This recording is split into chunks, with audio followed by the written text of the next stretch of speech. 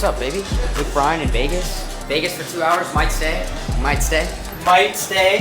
Oh, yeah, brother. What's up, baby? What happened in Thailand? Did you win anything? Yeah. I fought in Thailand. Yeah. It was draw. Muay Thai fight?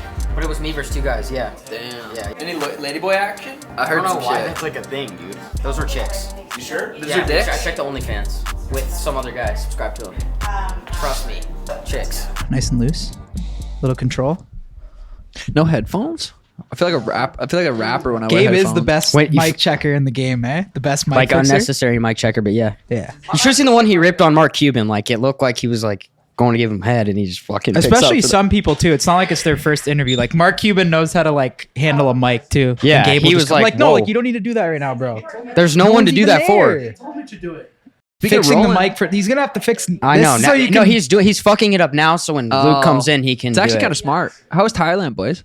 Well, also Or we all got of a guest host today, Sugar Sean. Thanks for coming. Yeah, of course, boys. Appreciate it. How's the training going? Dude, I've been dialed in for about 4 or 5 weeks. No traveling, just been fucking training. I pretty much went from camp and then I went to Miami with you guys. And I pretty much got right back into camp. So I was like back-to-back camps. Body feels really good. I'm going to be in the best shape I've ever been in going into this fight against Peter Yan, who is on the top, I think 15 pound for pound best fighters in the world. This is a big fight, massive fight. What's the date? October 22nd in Abu Dhabi. I don't know if it's going to be like at nighttime over there and daytime here or vice versa. Really, you don't know that yet? I mean, I guess I probably could look it up or ask someone, but just thinking about it, I think Sammy asked me and I said, Well, yeah, I when don't we fucking went, know. how was it? It was at night there, right? It was. Or was it yeah. early as fuck? It was at night there. Oh fuck! I don't Or was it know like now. 5 a.m.? No, it I've was heard at it. night there. Was it? But was it like 2 a.m. or was it? No, I think it was like regular time. Like the main event ended at like 12:30. Okay. Interesting. Maybe Yeah. they'll do the same. Curious. Last 10 fights have been here in Vegas, dude. So it's going to be a little bit different. My entire UFC career has literally been in Vegas. I don't think it's going to play any negative role or anything, but it's going to be interesting fighting over there. When do you go out there? I'm going to go out October 6th. Oh, So yeah, I'll do like my you gotta hard. get acclimated. Yeah, I'm going to do my hard last sparring Wednesday, and then I'm going to head out that next Thursday. Be there for like 2.5 weeks. It's going to be sweet. Have you guys ever watched Peter fight? Yeah, I haven't I've been watched too watching many of highlights. his fights. He's probably one of my favorite fighters to actually watch. He's got a sweet style, hands up, real good high guard, really good boxing, really good everywhere, which makes this fight so exciting for me because a lot of the fights I go into, I'm like a huge favorite. Like, oh, how is Sugar going to knock this guy out? I know Like, now you're like a big underdog. now it's like I'm right? an underdog and it's like, Does that that's change exciting. anything?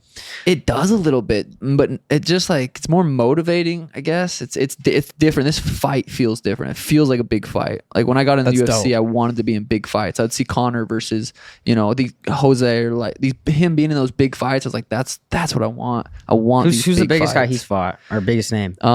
Peter. He was the champ. He beat Aljamain. Well, he got a disqualification. He's basically 1-1 with the champ. He beat Jose Aldo. Corey Sandhagen, Aldo just fought, right? He Uriah lost. Faber. Uriah just lost to some boring guy.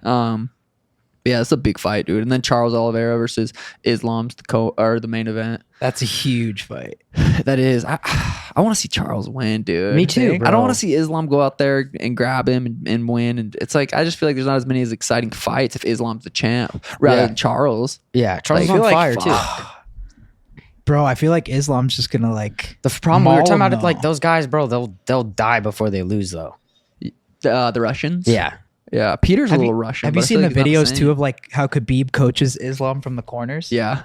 It's fucked, It's bro. intense. Like it's like play by play. It's intense. Yeah. Habib's a character. Yeah.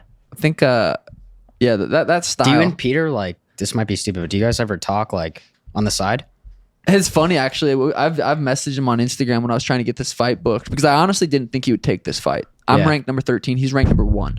Like I didn't think he was gonna take this fight. So I was in the DMs like you won't like calling him out like personally to make it a little more like what motherfucker. Did he like, open it? Yeah. We've talked back and forth. We've had some silly little interactions, but nothing too crazy. Where, But where yeah, does he train? Because he's not in the U.S. Is he's he? in Thailand. Hanging out with the lady boys. Oh shit. I know. We might were have. just I heard there. you were Good Good thing there. we didn't fucking cross paths You with should him. have I'll tell you that. You should have been filming some secret shit for me. Well, I didn't You're- see him, bro. You're too busy with the lady boys. That's not even What's up, a thing, bro. guys? Hang on. Oh goodness, look at this. Dr. Luke. What's up, brother? Sean. Sean, Yes, Luke, sir. good to see you. Kyle, good to meet you. Kyle, Thanks good for to coming. see you. What's up, bro? Aaron. Oh, you liking that? Yeah, bro. It's good. Those are, we call them 3 lanes. Y'all got your little seltzers here. I hear you. You try one of those, we'll try yours. This will be like. Whoa. You guys rocking the same APs No over way. here? Are we? Damn, that's clean. Oh, I got. Oh no, you got the. His look a little bit what's the more Big difference? Daddy style. Is Luke's? His looks better? a little bit more bigger. Whatever. I got a similar watch to Luke. That's Oh, awesome. it's a That little is fucking bigger, sick yeah. though. All right. I'll just tuck mine in my pocket or Hey, some we shit. Can, we can swap them up a little bit. This will be my third seltzer attempt. Really? Like tasting Can't ever. do 'em. So it's 5 p.m. right now. Happy Dad. What do you think? Will it help my dad bod? A little bit. I mean, we can't say it's healthy, but if you look at the macros, like if you check the back, it's not bad. What's in this thing? I think it's like 100 See, calories. So 2 lane is 99. So we got your ass on Oh that. shit! Really? We're already whooping. We're already getting in some of that. No, but that's good though. I could drink that. I hadn't. We did it anyway. There you go. Here we go. It's not cold enough though. That's fire. It's good. I actually though. really like it. Yeah, these I are ought to good. know how to make a damn beer. Y'all are quiet. The crew's Dude, this quiet. is smooth. This is fire. Are we live on this? Yeah, we're live. We just go for it. So Well- do you drink before shows often? Or Man, how does that work? I'm a little. This is going. I'm drinking a little early right now. I typically drink. I love grapefruit juice and vodka. I drink one of those about that big before the show, and then every show. Like you like to go out with a Every little show. buzz. every show. That's awesome. You know, I tried one time. Sorry, I got to get this damn couch game going. Get comfy. There we go. But we did. I like had a wine drunk. You have all that anxiety. Wine drunk's dangerous. They're too. awful because you have anxiety, and then you quit drinking. And I swore off drinking, and I tried to do a show in Orlando. Like nothing in me, like no. Now my brain runs, and then I start thinking about lyrics. And then you're like, the lyrics are in your brain, and then it's like, it starts snowballing. So that was the last time I tried to just go, not anything. But I don't So drink. when you're sober, you can't remember the lyrics. Well, when I'm just like dead sober, I hadn't tried it in a minute. I maybe like another time I took a night off and I did okay. But it's nice to get out there. Like a little buzz gives you that little confidence. loose. I mean, It's just that slight edge with the little buzz, right? Yeah, it doesn't do you any good. I used to do these spring break shows several years ago, and historically, that was the only time I would just get Too wasted. that was the point. Right. I would get drunk on stage, and I did okay on it, but it's still not when you get too drunk. Have up you there, ever got what's one time where you got like a little too hammered on stage? Man, the first time I've had about 5 or 6 of them through the years. And one of them, this was back before I had just gotten signed to Capitol, and we were in Centerville, Iowa, in a hayfield, literally. And man, it was first day of football season. College football. I was on the bus, and man, I got trashed, and I got on stage, and it was awful. And there's 200 people there, so I didn't really do too much damage to myself. But literally, it felt like I couldn't get it together, and I never got it together. And so I couldn't. Off? Yeah. How does the crowd No, react? I got through it. I did the whole show, and by the end of the show, I'd kind of sobered myself up, but it was bad. And so, other than the spring break shows, and then the last night when we do Crash My Playa in Mexico, the final night is just all the artists come out, and we just start playing whatever we want to. And I'll get pretty lit up. And then one night we had a charity event at my house, and I drank like a whole bottle. At home, You got to though? get That's extra okay. hammered when it's a Yeah. charity Well, but concert, it right? was not the time to do it. And I drank a whole bottle of Casamigos on stage. Damn. And dude, it was bad. Yeah, we're in Nashville, and it's like in October, we're out in the country. Yeah. You know, we had like 500-600 people at our house, and we're jamming. What's your house though? The Well, guests aren't going to be pissed. They're happy to be invited, right? Well, no, the people there weren't pissed. It was the neighbors that were sitting on their back porch like a mile away. It was like a calm night. They call the cops. They didn't call the cops, but I said, you know, Well, you're cursing at the I neighbors. said fuck about a zillion times on the mic, and like 1 million people heard it throughout the county. But I woke up the next morning, I was like, oh God, I had to make some phone calls. Yeah, anxiety kicks in. You're like, fuck. What have I done? Well, I mean, I've heard. Don't you fall off the stage a few times too? I do that, and I only do that in North Carolina, which Is is that like Only a North drinking Carolina? thing, or it's North Carolina. See, that's from sober times falling off the stage. I'm not that. Like I said, I mean, if it's just being goofy and not altogether. You know, sometimes we'll get out here in Vegas, and then like the stage is set out here, and then like stages have little nuances that are different. Man, you miss one little deal. But like that night in North Carolina, the last one, I'd actually kicked my beer over, and then I stepped in the beer, and then I was about to do a split. So other than try to save it, I just kind of wrote it on down and it flopped around like a damn harpooned That's whale awesome. up there or something. But Yeah, country, like we listen to like a lot of rap too, but I listen to a lot of country, and just going to country events is like the best crowds.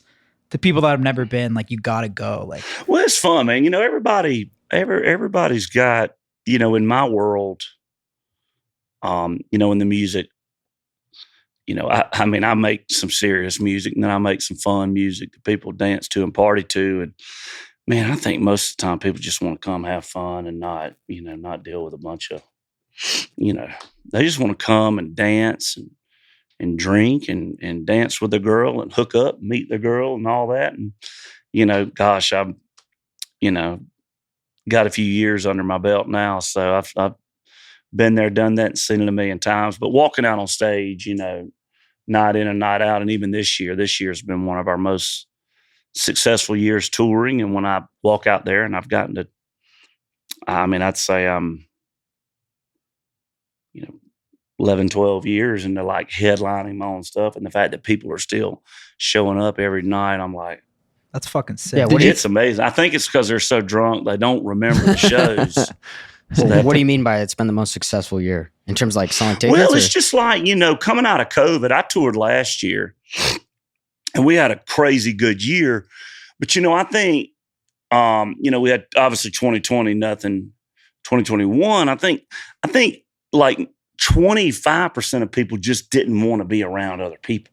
Yeah. It was still, Mhm. now whether you were like, you know, whatever aisle, you know, if you were, no matter what side of the aisle you stood on and how, Sure. if you were, you know, whatever you felt, you know, I just felt like 20% of the crowds were kind of like, you know, maybe we ought to give it one more year.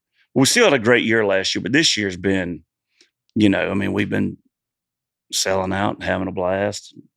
Everything's been huge. And, you know, I walk out there every day and I'm like, gosh, I can't believe this, you know. That's awesome. It's fun to get to do this so long. But Did performing come natural to you? Were you like naturally a performer? performing is what I always kind of hung my hat on, you know. I always really prided myself to try to just be the best entertainer I could be and the best, you know, I think when it comes to, I think sometimes, you know, vocally, people may not give me much credit for being a singer night in and night out, but I think at the end of the day, people just want to come see me up there having fun, not being too serious, being loose, being chill. And I did that from the time, you know, I started getting on stage 16, 17, playing little bars and stuff. And man, I just always have fun up there. And so when I moved to Nashville, I started writing, and then, you know, I'd always written some all through high school and college and stuff, but never really got serious. So, I mean, when you're writing for yourself and your career, you need to be able to write. It's all got to line up. You got to have a great live show, and then you got to write the great songs and sing them great. It's all got to come together at the same point thankfully, I always was really working hard writing so I could get back on stage.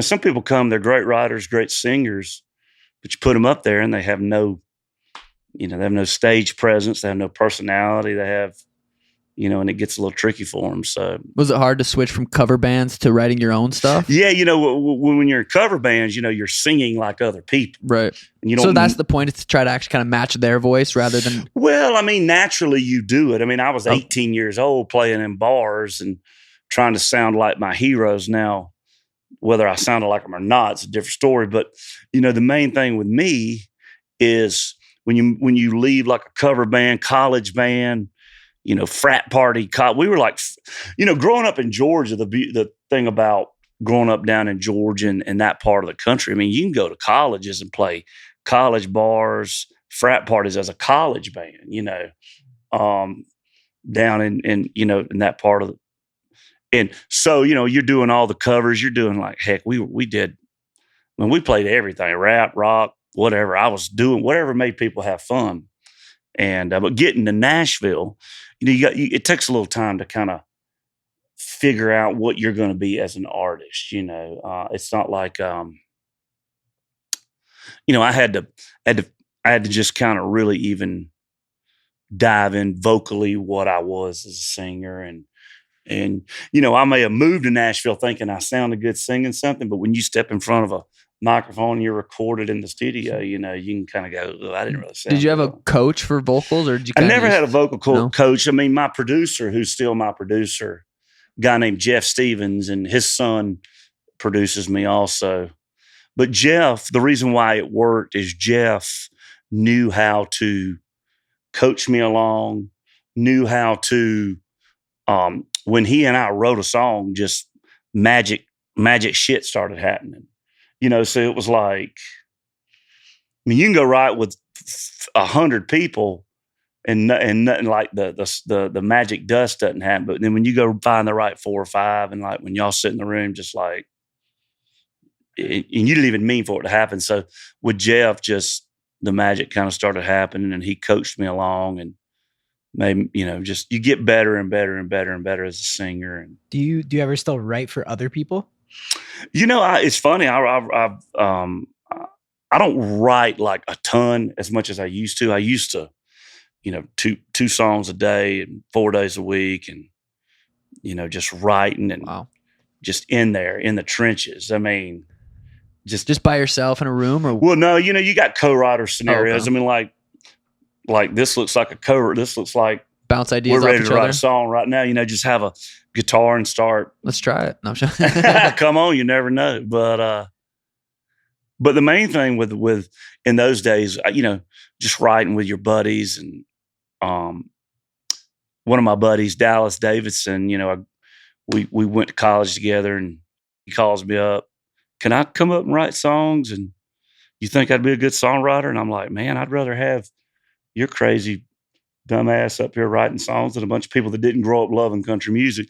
Man, he moved up, slept on my couch, and hell, he's had 25, 28 number ones. And, he some of the songs, some of the songs that he and I've written have, really defined my career.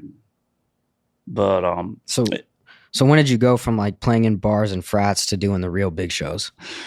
well, when my first single that came out was called All My Friends Say, and it was pretty, it went to number 5 on the country charts, and which was a miracle, for your debut single. Then my second song didn't do well. It died at like 35, which was pretty rough, pretty depressing, because it was one that I had a lot of, high expectations for. So like when it flops, does that kill your confidence? Oh, or it kills you. Yeah. It's a nightmare. How old are you at that time? Man, I'm 28, 20. No, I'm 29, 30. Right. I may have been right around 30.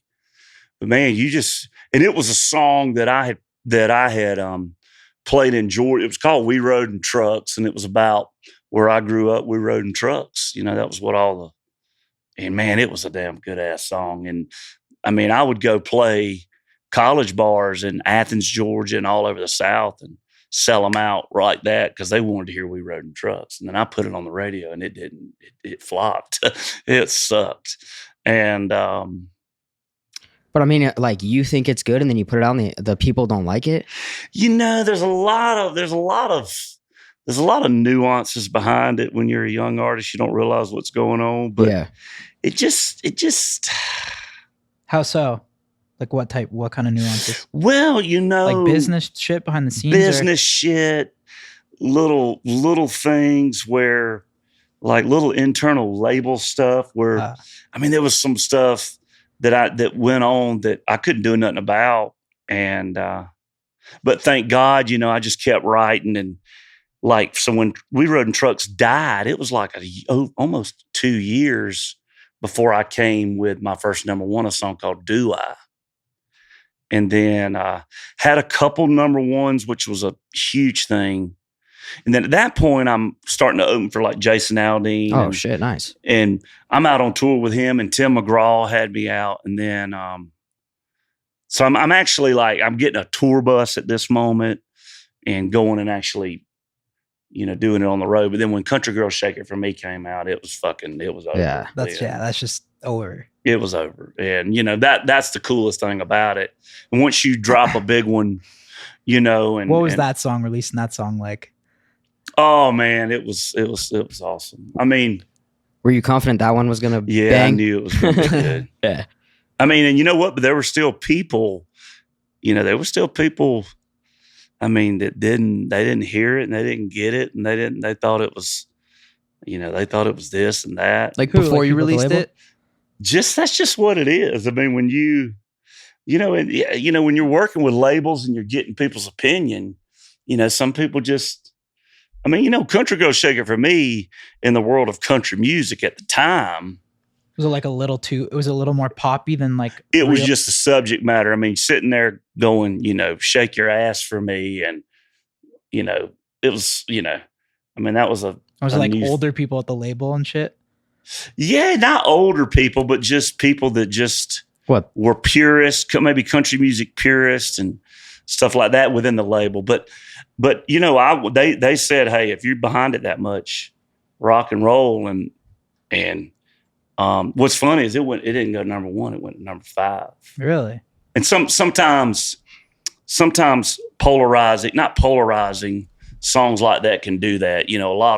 Historically, a lot of big songs over the years that had pretty risque. I mean, which, like I said, you guys, Yeah. I was to gonna- hear me say Country Girl Shake It For Me is risque for y'all.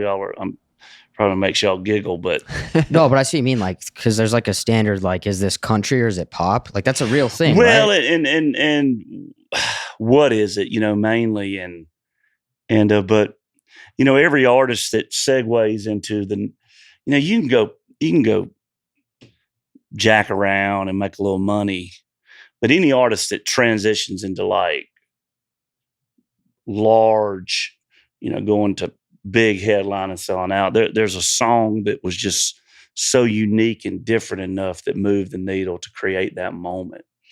And once Country Girl Shake It For Me happened, it was like that set the tone for like people just going, well, this guy's a little, he's a little different and he's not up there. It seems like the country pop ones are the ones that go crazy, though. They do. And, at the time, what made Country Girl Shake, you got to think about this. I'm playing college bars. Yeah. And, literally I hit my last song and friggin' Yin Yang Twins comes on, to the Right. windows, to the walls. And people are, and all the, hell, 50 cents and all that, all the college kids, they were piled up coming to the country shows, and I was playing all the big old covers and my songs, and 2,000 people. But when the rap stuff came on, it was just mayhem. So I was like, God dog, if I could ever Become a rapper? well, Mix it I up. wouldn't ever want to go down that path, but there's a lot to be said for, I think, music these days. Everybody's listening to everything. I got my nephew who's lived with me since he was 13. He's in college, and man, he comes home he's in Athens, man, his playlist is everything. Yeah. I mean, every rap song he knows, every country song he knows. I mean, it's really rap. I mean, in the South where it's like the rappers in the country, and even like, my children, they're 14 and 12, but my 14-year-old, what do they listen to? There's no telling. The same. I was riding around listening to NWA as a kid, and Eazy-E, and What's like their favorite like rap? They listen to rap or I don't even know. I don't ask them. Yeah. They I'm into curious music too, too, I though? wonder. Or they're sports? They're into music they're not playing. I wonder what like a 12-year-old. But it's different too though, because like you grew up on a farm, right?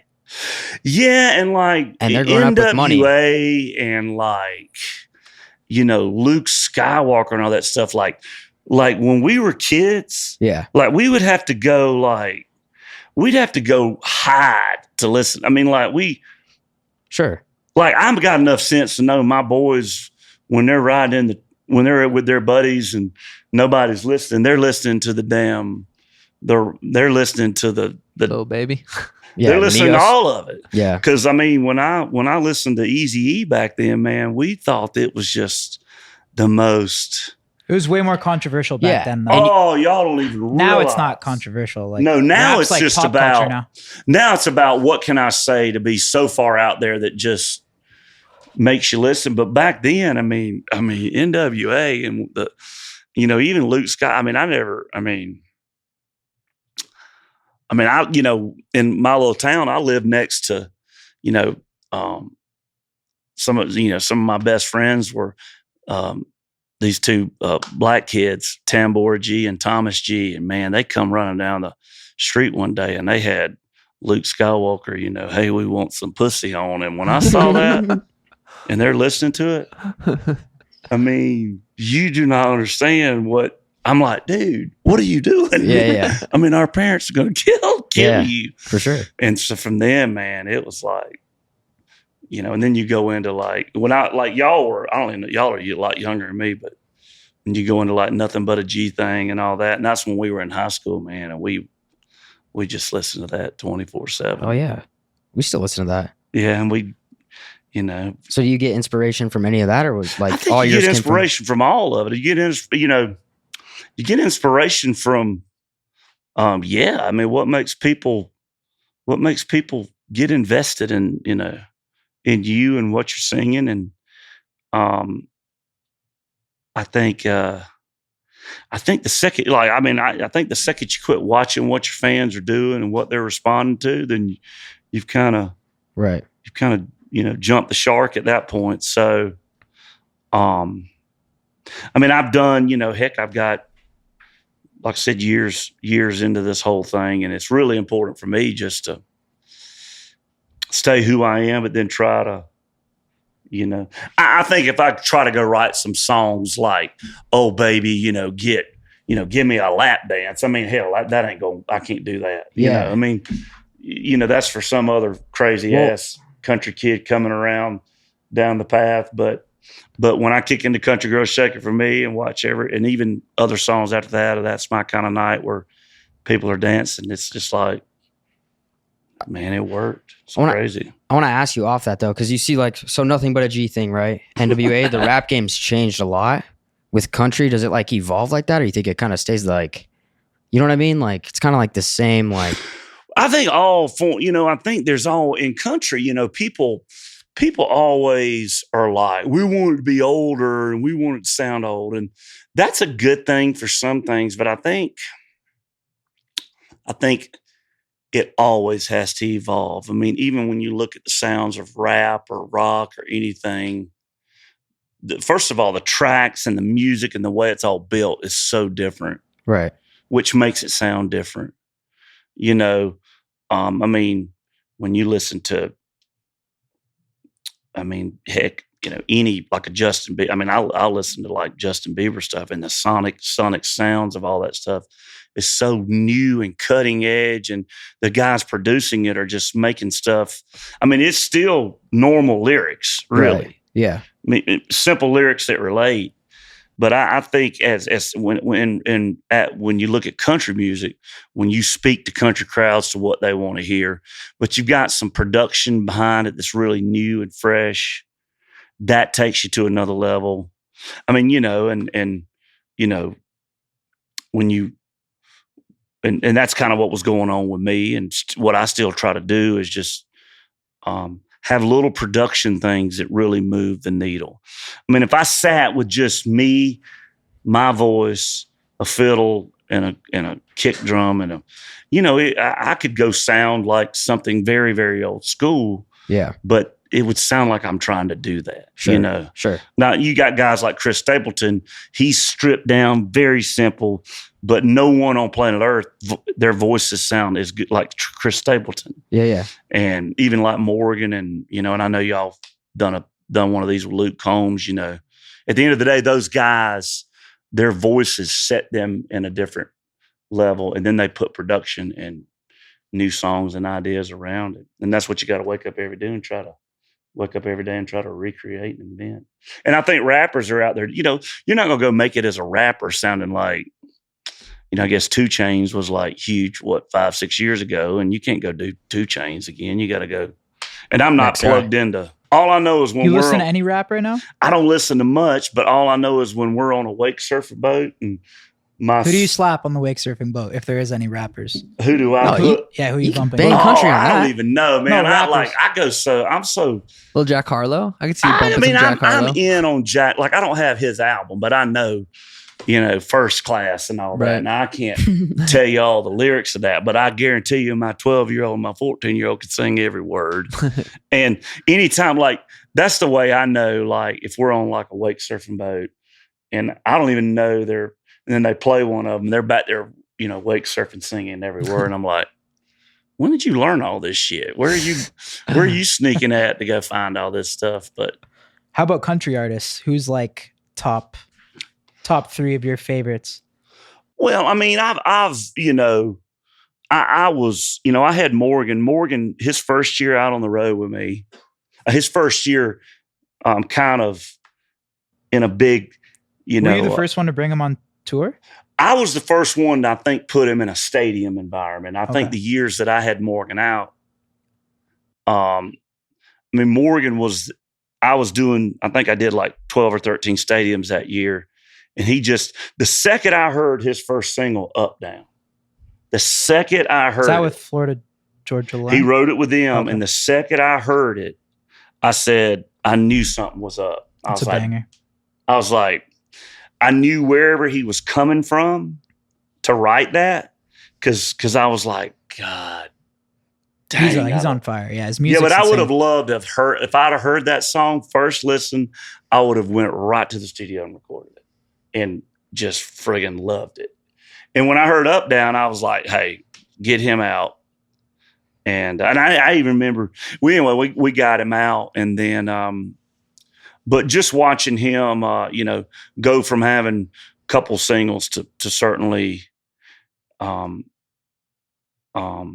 where he's at now. And, the thing about Morgan is the thing about him and like the guy, when me and Aldine were like, it was me and Aldine, we were like, we just like from 2000 to 2020, nobody, like, we were just like, you guys are the shit. Top 2 dogs. It was just bananas. Were you guys competitive or no? No, we love each other for all the right reasons. And we have a damn blast with each other's success. Like he would win like Artist of the Year, and then I would win Album of the Decade, and all, or he won Artist of the Decade, and I won Album of the Decade, and we're like drinking and shooting tequila about it. And we don't, man, we had so much fun together. I toured with him a couple years. He got to win some Entertainers of the Year. I did. Won? How many you win? 5? I see like 5 Entertainers of the Year. I've won 5 and had a couple. 50 major music awards. I've won 5, had a couple you got those more. Like all in your house? Yeah, for sure. But you show your kids those. What's that? Daily Aldine no? started paying the judges. No, hell, I actually won one when he should have won it, in my opinion. Ah, you didn't say that to him, did you? Yeah, I've told him that. What year was that? But then there was one year that I thought I got screwed out of one that he didn't win, that I thought that I forgot he was even in there with me. He was like, well, what about me that year? So we've had some fun, but you know, at the end of the day, man, I mean, I look back and so when you look at like Luke Combs and where Morgan are, they're in that zone, man. And when I talk to those boys and talk to them on the phone, I'm like, y'all having fun and they're having fun. And that's what they ought to be doing. You know, they shoot. I mean, they're out there like. Is there anyone in the scene that like you think is like doing it wrong? You don't have to say their names, but oh man, you know, there's ding dongs and dumbasses that are like out there. big right now. You know, I think that even if they are big right now, I think in country music, when you have this air about you, and I think it catches up with you. I think you can kind of trick people for a little bit. What do you mean? Like you're like fake country? You're not really a country boy? That's what I was going to wonder. Because like some rappers, it's like, yo, you're not actually hood. Like, is there some country people that are not country?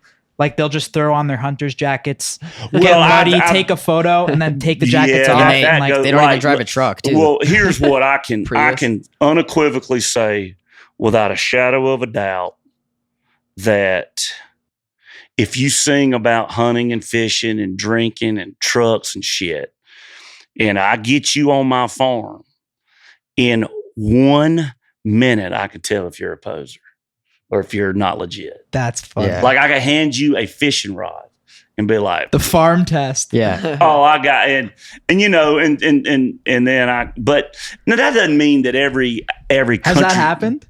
Oh yeah. Wait, were they pulled up to you? That's funny. No one will pull it. Like you're not driving a Tesla. They can't obviously. even cast the rod off the fishing line. That is correct. Oh God. So me and my buddy Dallas, we're like we got a barometer that we rate when I'll take these guys fishing, and I'm like, they don't know that I'm checking them out. They just think hilarious. I'm being nice, taking them fishing. And Dallas will call me. He goes, because the first no in fishing in bass fishing is, are you able to set the hook on the fish properly? I mean, do you look like a complete idiot setting the hook, or do you look like a damn man doing it? So Dallas will call me and he'll go, what's the how'd they set the hook? And I'm like, he's clear, he passed.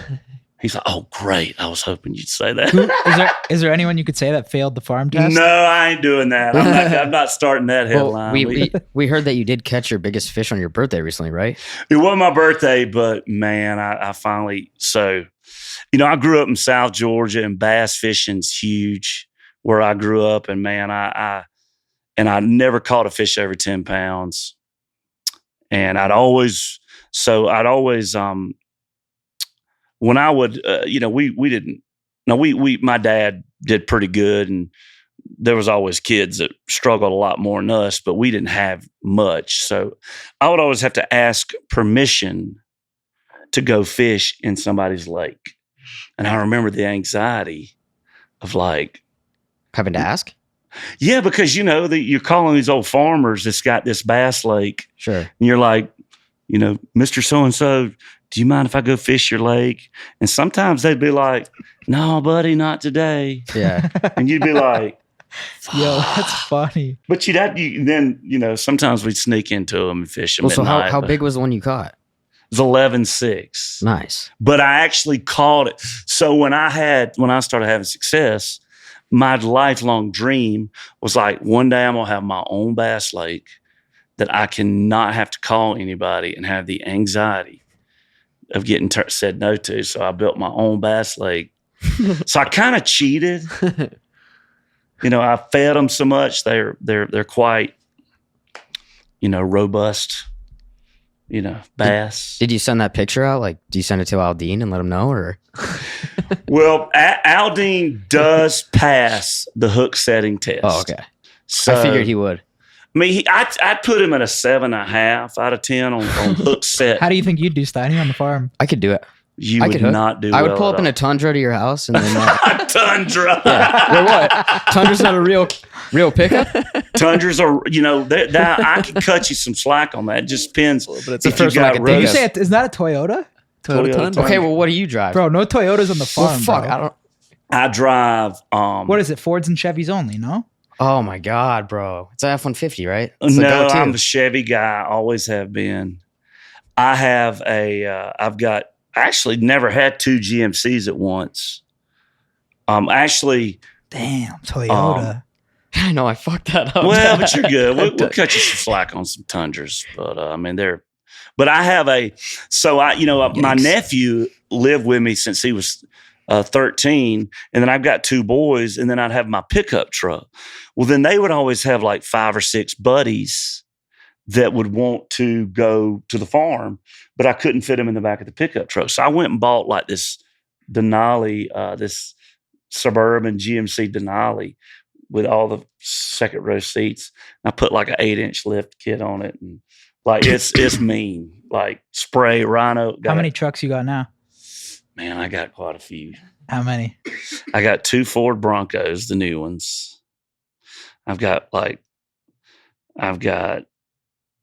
GMC. I got 2 pickups.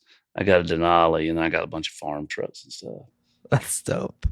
And then what's cool, my brother passed away back in 96, and I got his 96 Chevy.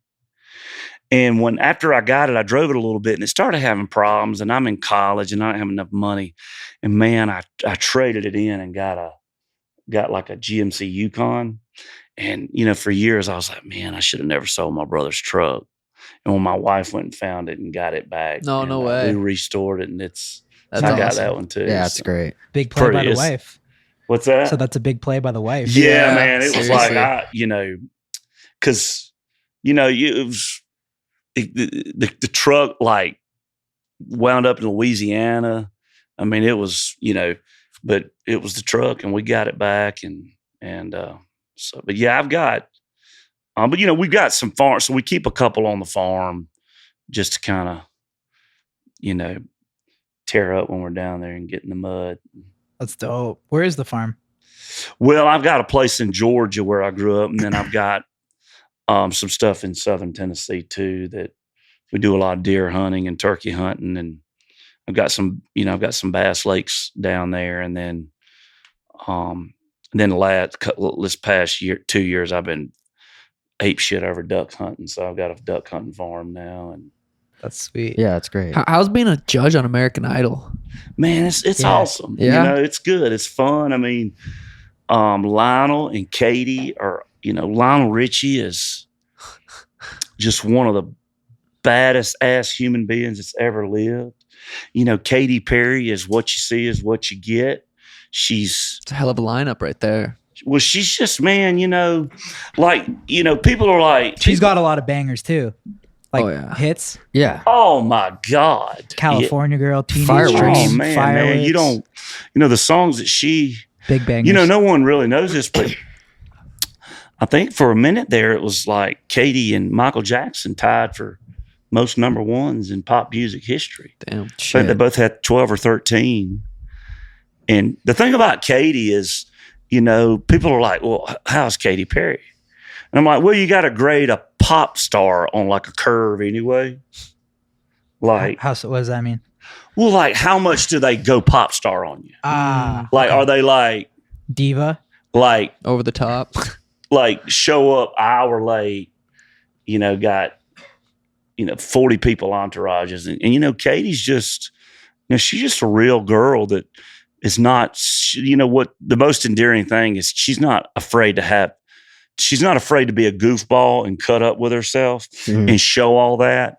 And she's not afraid to just say, fuck it, just be stupid and have fun and don't worry about, I think sometimes in entertainment, girls feel a lot of pressure to really put out things, be real Buttoned up. polished and real perfect all Yeah, the time. definitely. And I think Katy really embraces just being out there having fun and not taking herself too serious, which helps the show. if our dynamics off, then we don't have. You guys have done what, 5 seasons together? Yeah, we did our fifth season. Who's the biggest talent over your 5 seasons you guys got? I would say the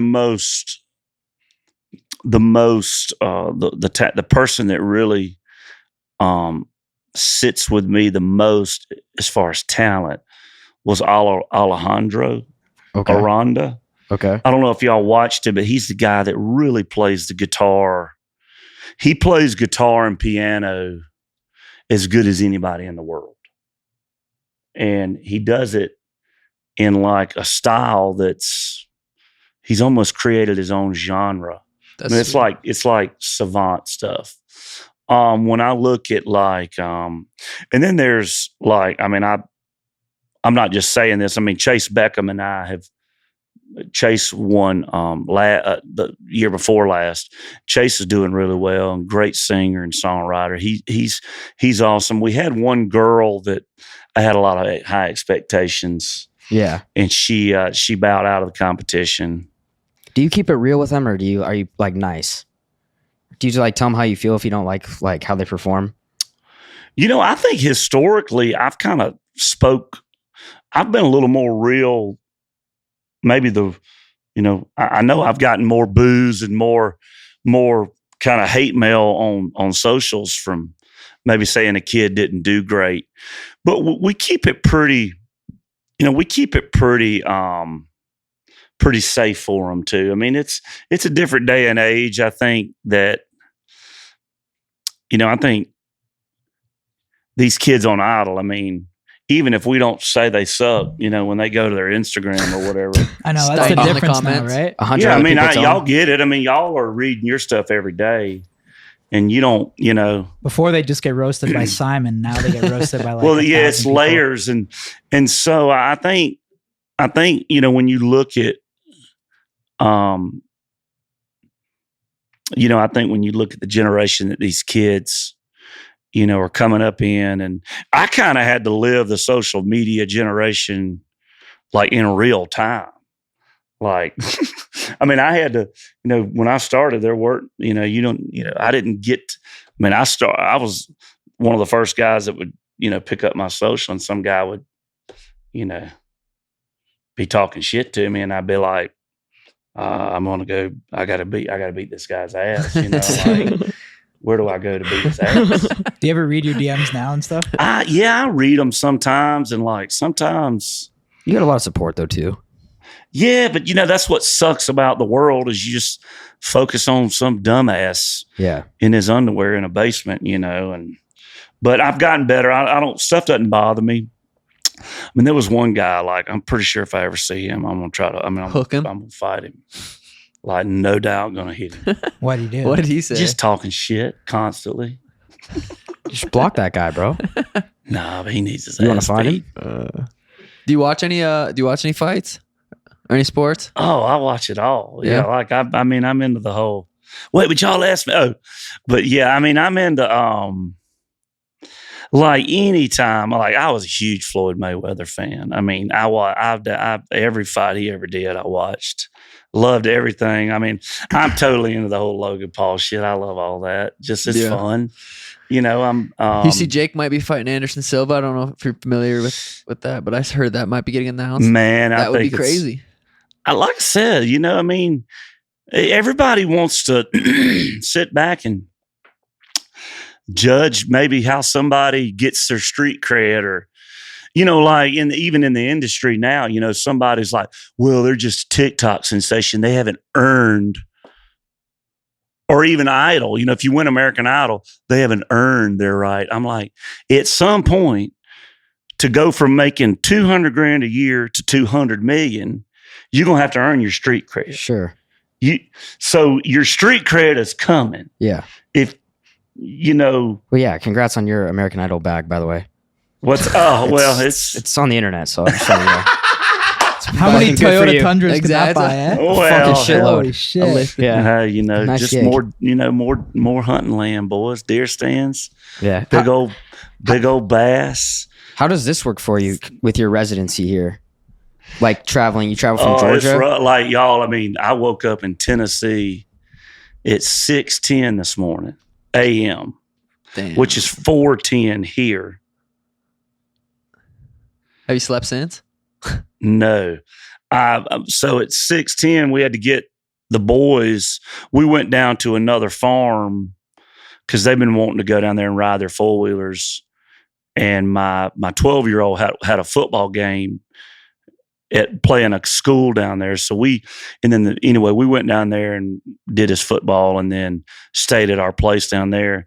But it's about an hour and a half to get them back to their school. Damn. So we got them back to school and then flew here, landed here at like 12, went to lunch. I did 2 hours of rehearsals because this show is different than my touring show. Okay. Which is It's tonight's show here, right? yeah. Okay. But you got to understand, for 2 months I've been doing a different show. But like that's the big audience shows.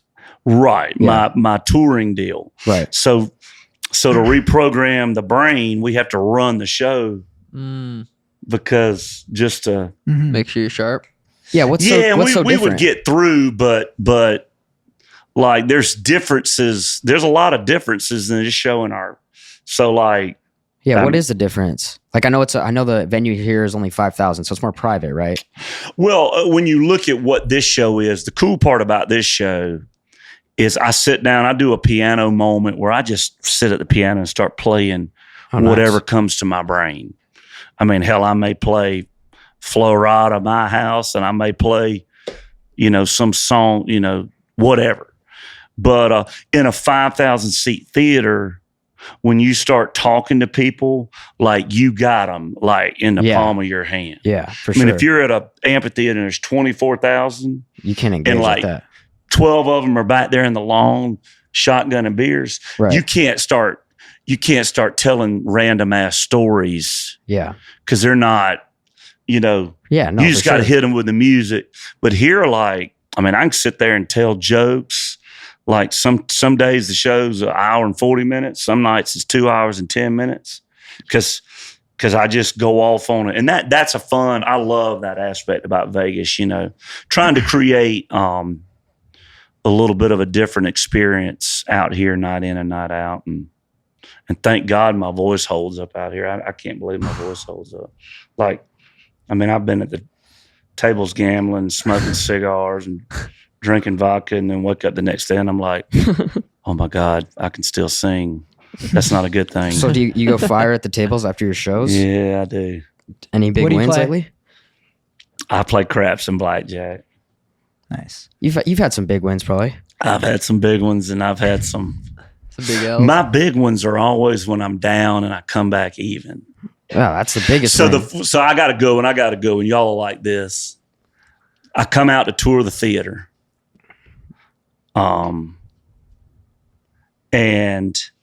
The theater, it's like scaffolding. There's people fucking welding in there, building the stage. And I'm like, cool. And I go sit at the blackjack table and I get like 10 grand. Dude, dealer runs me off 19 in a row. 19 wins? 19 hands in a row. Are you playing one hand? One hand, Fuck. 180,000 and 19 hands. I would have hopped off. Oh, I did. I took it. And I've never How long do you think that was? Like 20 minutes? five. 5? You lost 19 in a row? One. Oh, one. 180. Oh, 5 hell minutes. yeah, that's Fuck lit. yeah. That's dope. What time That's is the this? best What- feeling. Hey, good when for you you. That's the hardest can't thing. lose. No, the You hardest. ever, like when you're playing, you're just like, how am I not Oh losing? yeah, Like, like I said, I just sat down. I put like a $500 bet, hit it, took it to 1,000, hit it, took it to 1,500, hit it, 2,000, hit it, 4,000, Jesus. double down, split, 4, take it to 8, and then I was at table max. I was at table max for like 11 hands, 10 grand. And I was just like, That's amazing. Good was for you awesome. for getting up too. Because if that was us, we'd be like, "Yo, we're going for the million and probably lose it all." you know, well, I've got some y'all. I've learned some funny shit out here. That's the hardest thing, though, is getting up. But yeah, it's Is it? Yeah, what? when you're up. I'm kidding. well. I mean, they For just me, getting up. there's Never little mind. ways they got you.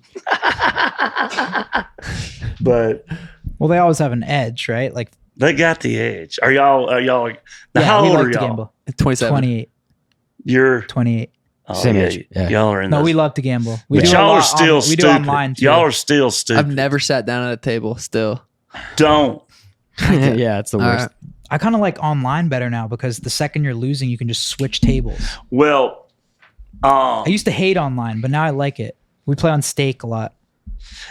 so yeah, my nephew's doing that, and he's like, my dad was like a damn, my dad's a crazy gambler. He like the only way we had like Christmas money was he would go to like pool halls and like win pool halls and poker games, and he's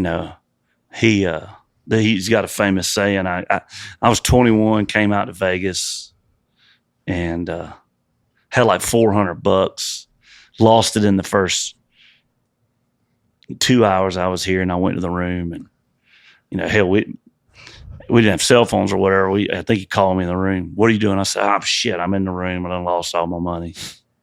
He goes, well, you ain't gonna win your money back in the goddamn room. Get down here. I'll give you some money. That was good his advice. He goes, you ain't gonna win it back in the room. So we always joke about it. We get a little down out here, and that's a big joke. But we've had some good. I mean, craps has been good to me lately. I used to win money on blackjack, get crushed on the craps table, but I got crushed down there earlier, so I'm down a little bit already. But I don't go at it. I go at it to just have fun and talk shit to buddies and drink, and You got to play with what you know, like you might lose.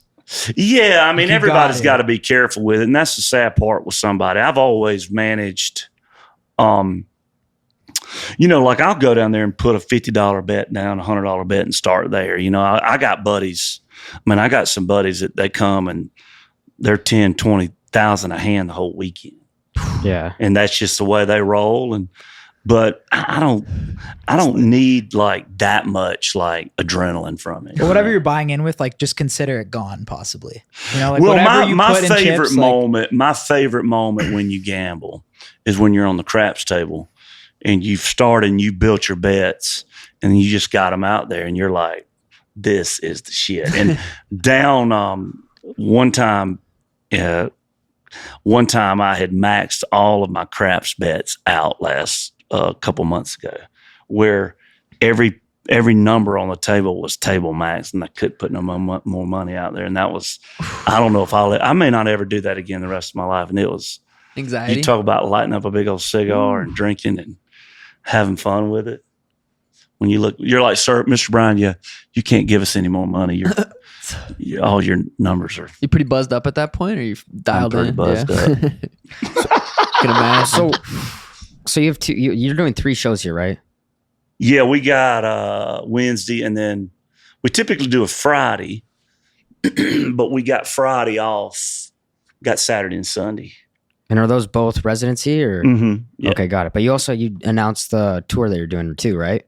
Farm tour? Yeah. Yeah, we do a farm tour where we go to these big old fields. It's all charitable, right? Well, no, we do a lot of charitable aspects. I mean, like I said, I make good money doing it, and we do scholarships, and we work with Bayer Chemicals in the ag side, and do a lot of scholarships for kids. And we do every community we go to, we give scholarships and stuff. But there are a lot of charitable aspects. But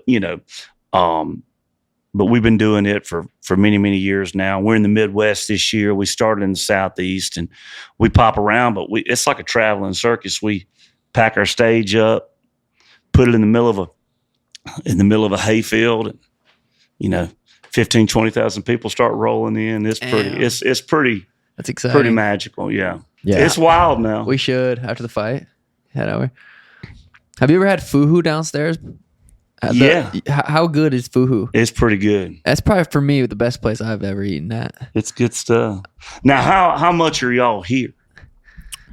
Are y'all doing? I mean, Sean fights in the UFC. So Okay. He's I come quite a here bit when you a couple. fight. My last 10 fights have been here, so I'm here 3-4 times a year.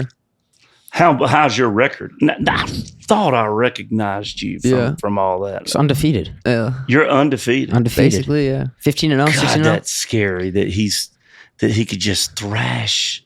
Like, You got to come to a UFC fight. Yeah. man, I anytime. Yeah. Yeah. I mean, when's your next fight? Next one's in Abu Dhabi, October 22nd. It's gonna be like probably the biggest card of the year. Massive fight. Fighting What this little weight Russian, class are you?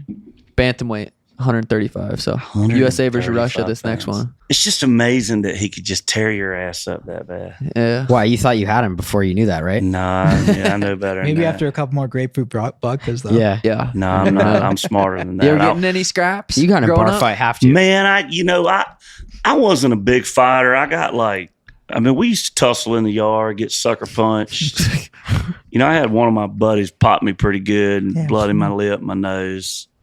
I gotten a couple things I can't talk about. Got a couple little scuffles, but I'm not a big.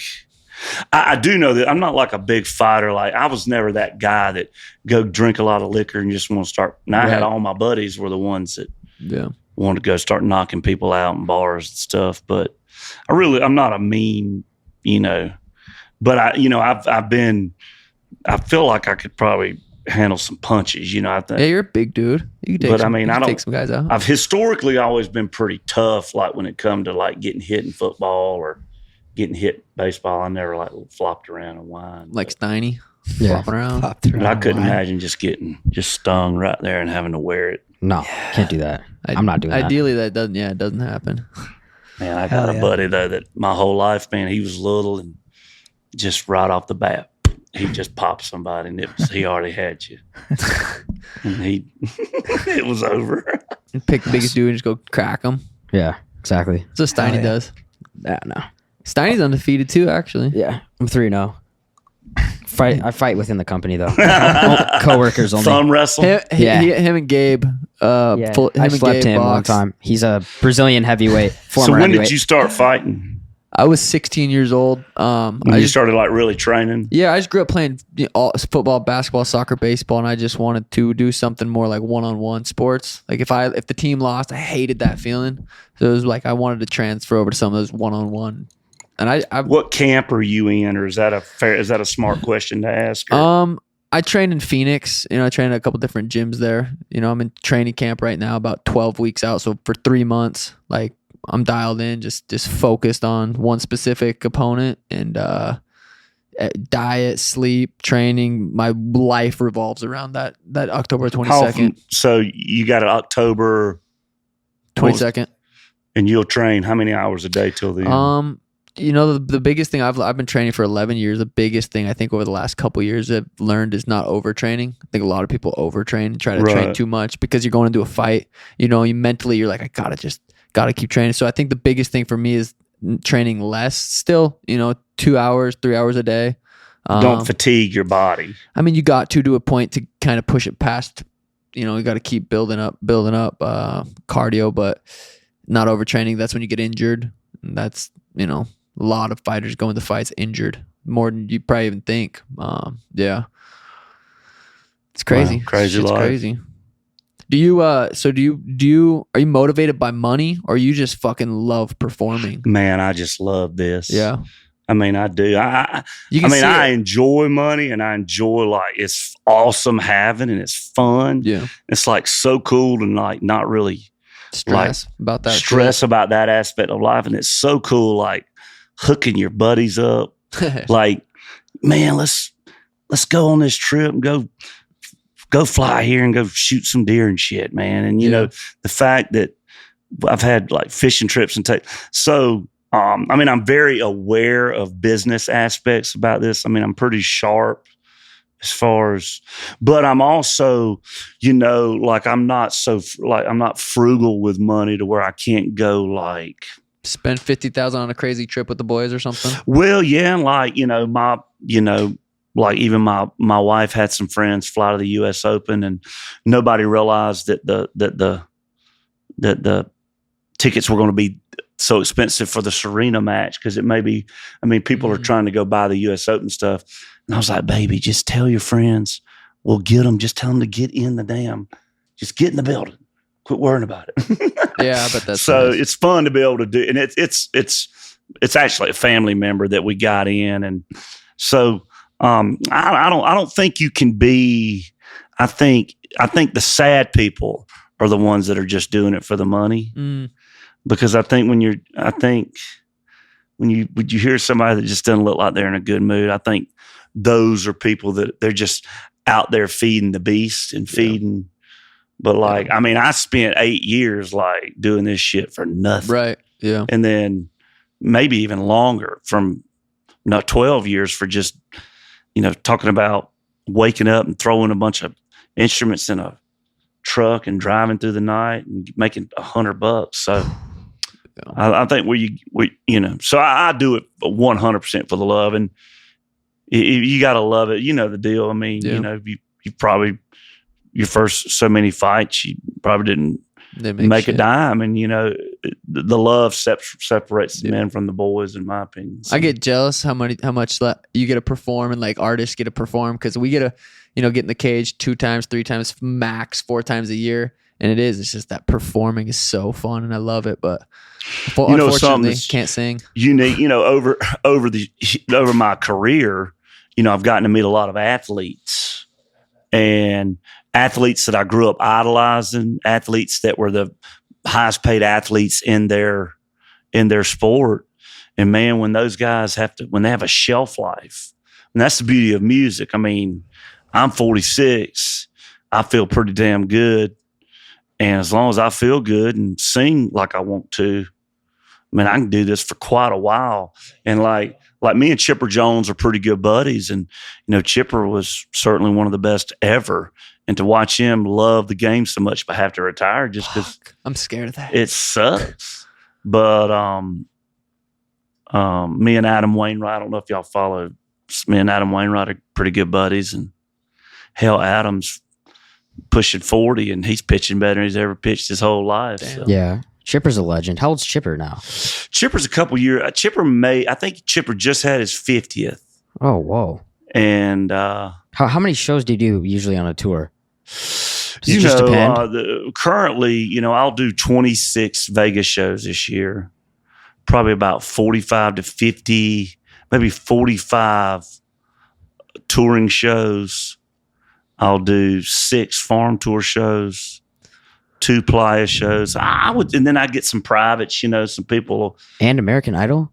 And American Idol. I mean, I work a lot. Hosting award shows too. Yeah. Oh, yeah. What the fucking CMAs with Peyton Manning, bro? That's going to be awesome. Peyton and I are good buddies, and that'll be good. It's going to be good. He hosted something before. I can't remember if he hosted. He did Saturday Night Live, which he's funny.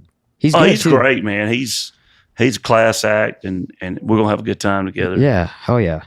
Speaking of another guy that sadly had to have a shelf life, so sorry guys, we gotta cut. All right, Luke, Gabe's Luke's assistant now, I guess. You've taken for the night. Yeah. Oh shit! They're like killing me here. I was like, I'm trying. Well, let's cut it. Shout You're out a to legend, Gabe. though. Yeah, thanks for oh, coming thanks, on. guys. Yeah, thanks, Luke. That was awesome, bro. Yeah, thank you. We'll definitely have to check out one of those shows though. Yeah, that'll be fire. Shout out to Luke. Thank you, bro. We really appreciate it. And shout out to Resort World, best casino in Vegas. They're always so good to us. Shout out to Resort World. Big residency here too. Come watch Luke. Thanks, here. guys. Let's go. Thank y'all. Love you Fuck guys. yeah. Thank you. All right, thanks. That was awesome. Sweet. Sweet. Good luck with everything. Thank you. You too. Good luck. Good to see you guys. Thank y'all. Cheers.